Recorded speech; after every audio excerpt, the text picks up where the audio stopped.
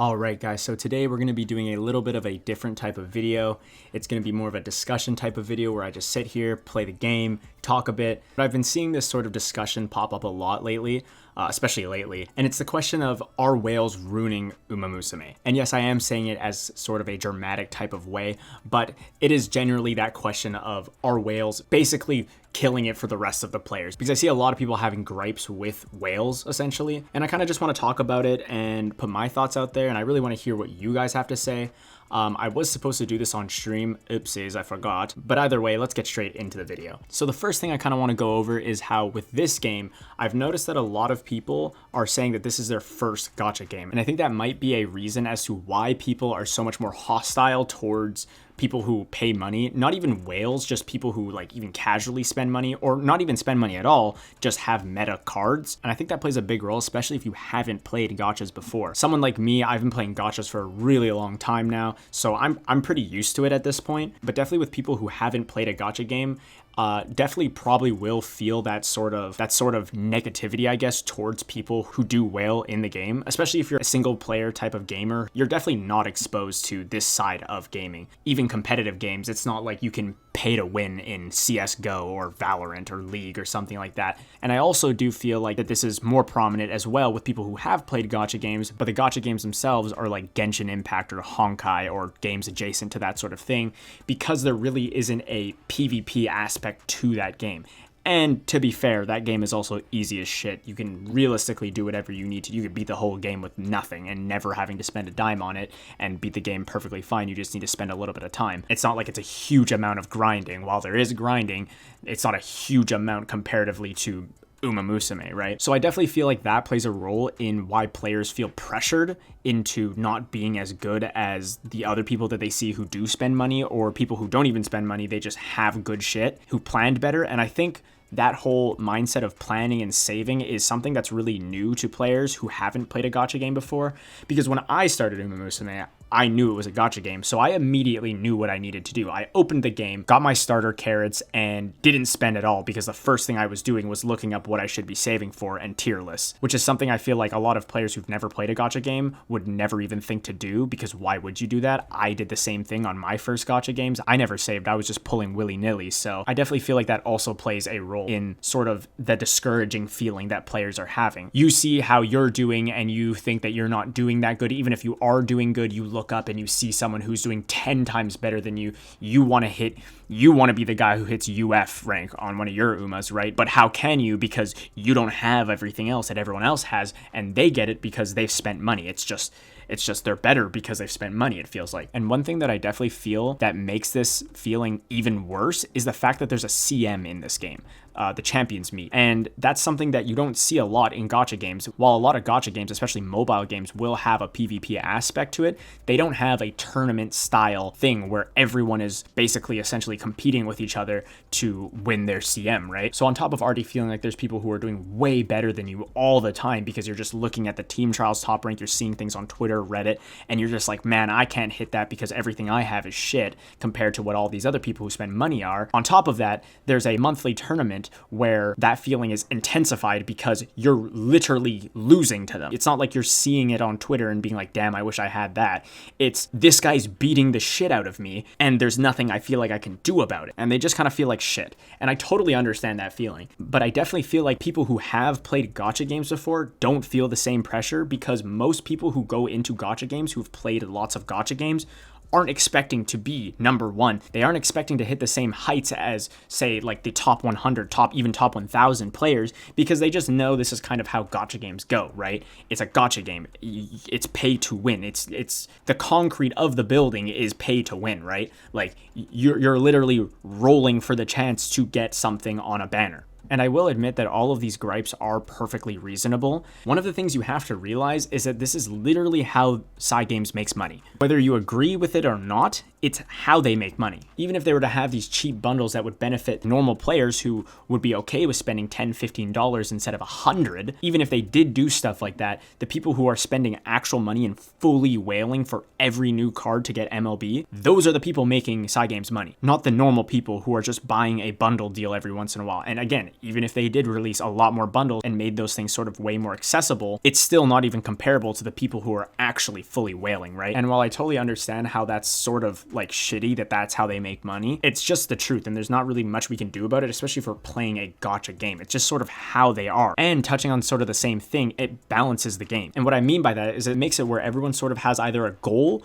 or has something fun to do. And what that is it gives whales the sense of shitting on players all the time because they've spent so much money, they have all this good stuff, they can shit on anyone they want, and it's and it's pretty fun. Like, let's not beat around the bush here. If you're much better than someone in a CM, team trials, even just a practice room, it's pretty satisfying just beating the shit out of someone who just doesn't have a chance against you, right? And for the regular players that aren't whaling, it gives them a goal to reach. Even though that goal might not be plausible free to play, it's still a goal, and it still keeps them pushing towards something. If there was nothing really to push forward to, then there would be no player base. A lot of the time with a lot of players, the goal of the game for them is to train in Uma so they can become better in the PvP spaces. And if everyone's hitting top rank and it's just an RNG game because everyone has the same stuff, everyone's going the same builds, everyone has, like, imagine if everyone had the same cards MLB, the same meta Umas, right? It would just be the same thing copy and pasted over and over again. We would just be racing against the exact same builds every single time. And that ceiling would be hit by everyone. And that wouldn't make it a ceiling. It would just make it a small room that everyone has to sit in together. And the one thing that's nice about this game in general is that whales literally are beneficial to regular players. Think about when Trackblazer got released. Within the first hour, you were able to borrow MLB copies of NTR, MLB copies of Admire Vega, right? When Fuku came out, everyone was able to borrow that within 30 minutes of the card dropping, right? And the same thing goes with every single card. And on top of that, because they're so loaded on all their cards, they're able to make such good builds. The Uma parents they're able to make are really fucking good. And this game lets you borrow them for your runs. So realistically, comparatively to other gacha games, having people who are way better than you is actually pretty beneficial because you can actually borrow their Umas, borrow their cards way more than you would with any other given gacha game. And like I said before, it gives a goal for most players. Although I will admit it is artificial in a sense because realistically the way to progress in this game is just by waiting for new banners, planning,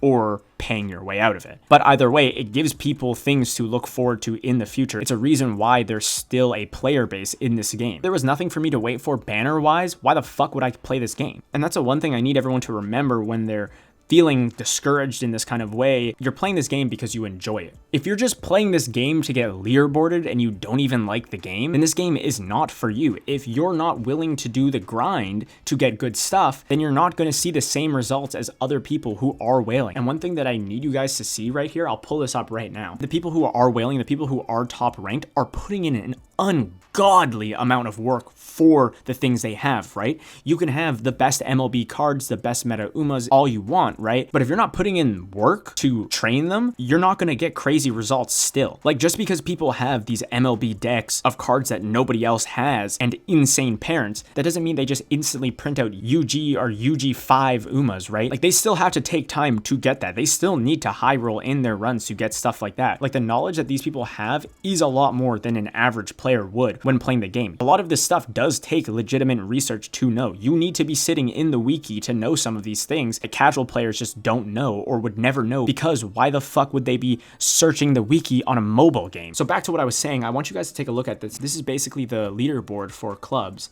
And if we take a look at this, we'll look at the top club right now. I just want you to see this. This guy's daily average is 34 million fans. Okay, that's not as believable. Maybe he has like a little elf doing runs for him in the middle of the day, right? Okay, let's take a look at the 12th member. This guy is putting up 6.8 million fans average in a day. That's around 7 to 8 hours of playtime per day. That is a literal full shift. If we take a look at this club, Touch Grass, ironic. This guy is putting in 22 million fans in a day. That is 22 to 24 hours of gameplay per day. If you're purely focusing on the fans you're gaining in a run, that is still 23 hours to 22 hours on the low end. You have to understand how disgusting that is. And I'm not saying that as a bad thing towards these people.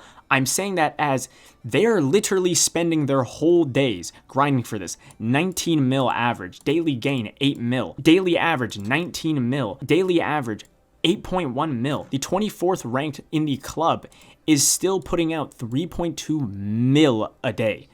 That is a lot more than most people are willing to spend on this game, because that's still 3 to 4 hours of gameplay per day, right? And a lot of people just don't have time for that, and that's perfectly understandable. One thing you do need to realize is that this is an RNG game, okay? So what's the best way to get good results from RNG?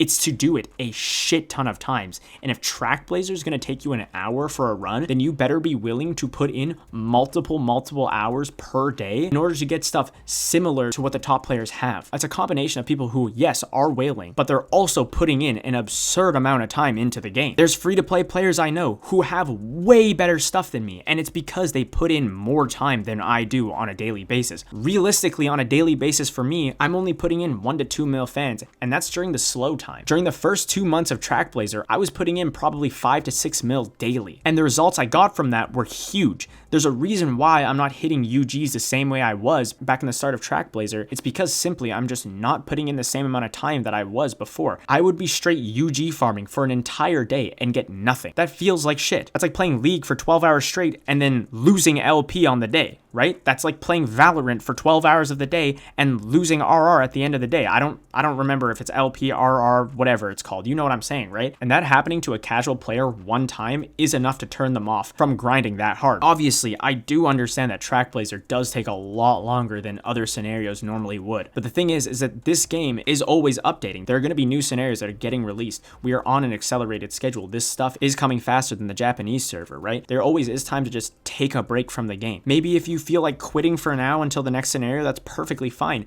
Only thing I would recommend to just fully stay perfectly fine is maybe just do your dailies, or at the very least, just log in. Because if you just log in, especially like right now, Golshi week is happening. You just log in and you gain 500 carats. Super easy to do. But the thing is that I see people bitching and complaining instead of just doing that. If you want to take a break and still be competitive later in the next scenario, or for however long you want to take a break, just either do your dailies or just log in once a day and just make sure you plan for when you're going to come back on a good banner or something like that. It's not a huge commitment. And the thing is, too, is if you don't even like the game and you want to quit, just quit. You can still be a fan of the franchise and not play the game. It's okay. But at the end of the day, this is a gacha game. And one thing I will say is, yes, I understand that in-game purchases do cost a lot. Do they need to be as much as they are? No. And I feel like for me personally, I just brush that aside because I've been playing these type of games for so long. I'm just used to seeing absurd prices like this. Should 1,500 carats cost as much as they do? No, I don't think so. Should the good deal on 7,500 carats cost